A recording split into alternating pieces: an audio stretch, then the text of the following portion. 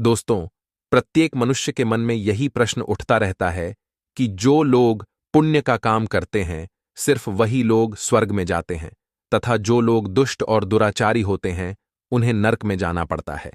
दोस्तों, यहां पर ऐसा कुछ नहीं होता। आज हम आपको एक कहानी के माध्यम से बताएंगे कि स्वर्ग जाने के योग्य कौन सा इंसान है और वह कौन सा कार्य है जिसको करने से मनुष्य के सारे पाप धुल जाते हैं। चलिए दोस्तों, मैं आज आपको एक कहानी सुनाता हूं। एक गांव में 4 व्यक्ति रहते थे और उन चारों के अलग अलग अपने विचार थे। इन चारों में पहला राजा थलसेन था, तथा दूसरा पंडित था, तथा तीसरा व्यापारी था, तथा चौथा मजदूर था। संयोग बस इन चारों की मृत्यु एक साथ हो जाती है। मृत्यु होने के पश्चात यमराज के दूत इन चारों को लेने के लिए धरती पर आ गए। दूतों ने उन चारों को यमराज के दरबार में पहुंचा दिया।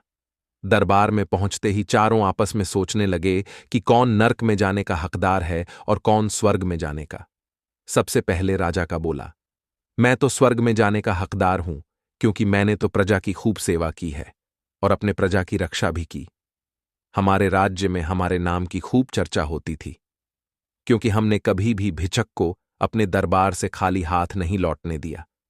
हमने भिक्षकों को खूब दान दिया, जिससे वह मुझे आशीर्वाद दें और हमें पुण्य मिले। हमने अपनी प्रजा के लिए घर बनवाया, जिससे वह शांतिपूर्वक राज्य में रह सके। हमारे राज्य में हमारे नाम की चारों तरफ खूब चर्चा होती है। हमने अपने राज्य के लोगों को खाने के लिए, अन्य पहनने के लिए कपड़े दिए, इसलिए मेरे किए गए कार्य और लोगों के आशीर्वाद से लगता है यमराज मुझे स्वर्ग में अवश्य भेजेंगे।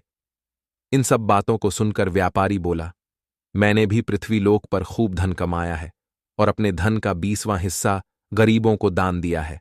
हमने लाखों गरीबों को खाने के लिए अन्न भी दिया है, इसलिए यमराज हमें स्वर्ग में अवश्य ही भेजेंगे। व्यापारी की इन सब बातों को सुनकर पंडित बोला, मैं भी लाखों लोगों का अंतिम संस्कार किया है और उन सभी लोगों की आत्मा की शांति के लिए पूजा भी की। पंडित ने कहा, स्वर्ग में जाने के लिए पूजा पाठ करना भी आवश्यक है। हमने तो जीवन भर पूजा पाठ किया है, इसलिए मैं स्वर्ग में जाने का असली हकदार हूं। मैंने लाखों लोगों का विवाह भी संपन्न कराया है। इस तरह से तीनों ने अपने अपने विचार एक दूसरे के सामने रखते हैं। फिर तीनों ने उस मजदूर की तरफ देखते हुए कहा, क्या इसने भी कोई अच्छा काम किया है, या फिर इसकी पूरी जिंदगी मजदूरी करने में ही चली गई। इन तीनों व्यक्तियों की बातों को सुनकर मजदूर चुप रहता है। वह तीनों व्यक्ति अपनी प्रशंसा करने में जुटे थे। तभी यमराज अपने साथी देवनायक के साथ दरबार में आते हैं। देवनायक के हाथों में एक मोती पुस्तक थी, जिसमें उन सभी के कर्मों का लेखा जोखा लिखा हुआ था। यमराज अपनी सवारी से उतरते हैं और आसन पर बैठ जाते हैं। फिर यमराज ने देवनायक से इन सभी के कर्मों का लेखा जोखा निकालने के लिए कहा। देवनायक ने सबसे पहले पंडित को अपने पास बुलाया और कहा, तुमने अपने जीवन में कौन सा कर्म किया है? तभी पंडित ने कहा, मैंने अपने जीवन में लाखों लोगों का अंतिम संस्कार किया और उनकी आत्मा की शांति के लिए पूजा पाठ किया। कहा, हमारे दिन का आरंभ पूजा से और अंत भी पूजा से होता था। हमने अपने जीवन में करोड़ों लोगों का विवाह भी संपन्न कराया। देवदास ने पंडित की बातों को सुनकर कहा, यह सत्य है, तुमने अपने जीवन में लाखों लोगों का अंतिम संस्कार किया और उनकी आत्मा की शांति के लिए पूजा भी की, परंतु तुमने यह सब कुछ निस्वार्थ भाव से नहीं किया। तुमने यह सब कुछ धन की लालच के लिए किया। तुम जो भी काम करते थे धन के लिए ही करते थे, इसलिए तुम स्वर्ग जाने के असली हकदार नहीं हो। देवदास की इन सब बातों को सुनकर पंडित पीछे हट गया। उसके बाद यमराज ने राजा को बुलाया। फिर देवदास ने कहा, तुमने अपने जीवन में कौन सा अच्छा कर्म किया है? तब राजा ने बोला, मैंने अपने जीवन में अपनी प्रजा के लिए बहुत दान पुण्य किया है। हमने अपनी प्रजा को रहने के लिए मकान दिए, खाने के लिए, भोजन और पहनने के लिए वस्त्र भी दिए। कहा, हमारे दरबार में जो भी आता था उसका बहुत ही मान सम्मान से स्वागत किया जाता। हमने किसी भी भिक्षक को खाली हाथ वापस नहीं भेजा। हमसे जो हो सका हमने दान दिया, इसलिए हमारी प्रजा हमसे बहुत प्रसन्न थी।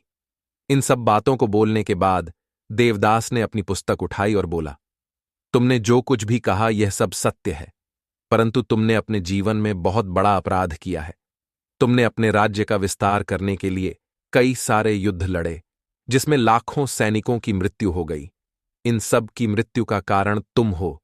तुम्हारे कारण ही लाखों परिवारों का घर उजड़ गया है। युद्ध में मारे गए सैनिकों की पत्नियों की हाय तुम पर लगी। उनके परिवार में रहने वाले बच्चों को अनाथ तुमने ही किया है। लाखों स्त्रियों को विधवा तुमने ही किया है।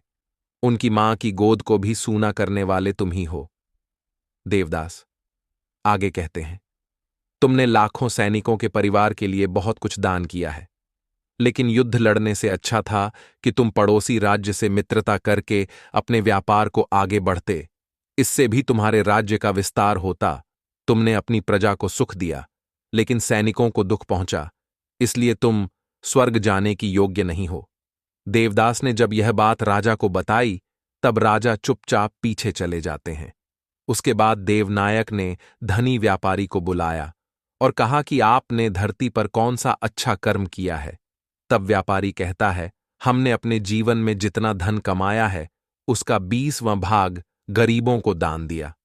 हमने अनाथ बच्चों को रहने के लिए मकान बनवाया, गरीबों को खाने के लिए भोजन दिया, रहने के लिए मकान बनवाया, मंदिरों का निर्माण भी करवाया। यह सब कहने के बाद धनी व्यापारी कहता है, यही मेरे जीवन के अच्छे कर्म हैं। देवदास व्यापारी की बातों को सुनने के बाद अपनी पुस्तक को खोलते हैं और कहते हैं, जो कुछ भी तुमने कहा यह सब सत्य है, परंतु तुमने अपने जीवन में जो भी धन कमाया है यह सब धन गरीबों से ठग कर कमाया है।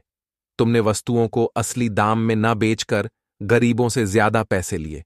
तुमने वस्तुओं में मिलावट करके बेचा है, जिससे कई मासूमों की मृत्यु भी हुई है। तुमने अपने व्यापार को बढ़ाने के लिए गलत तरीके को अपनाया है।